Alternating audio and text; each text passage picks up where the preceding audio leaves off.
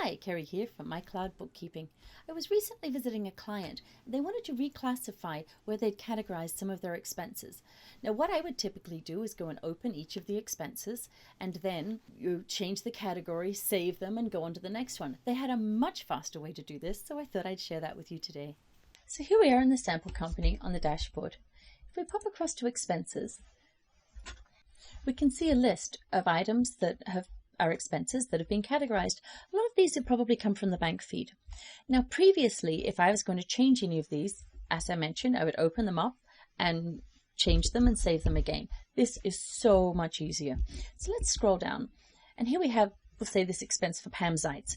We've put it through to computer repairs, but perhaps it was actually for some bookkeeping. So let's have a look and we'll reclassify it because she's our bookkeeper.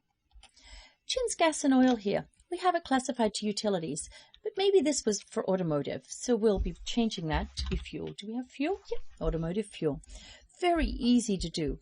We come down here, we have Robertson and Associates. That we've got them to lawyers, but let's just say they're our accountants. So easy, isn't this fantastic?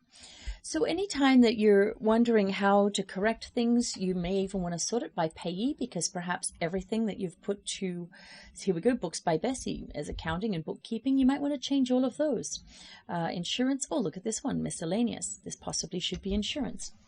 Obviously check to make sure that what you're doing is correct, but it's a great way to change things very, very quickly. Then of course you can run your report, check to make sure everything makes sense. Wow, doesn't that make life so much easier? If you have any questions, by all means, reach out. There's an appointment link below. Write a comment in the comment box, click like, subscribe to my channel, sign up for my newsletter.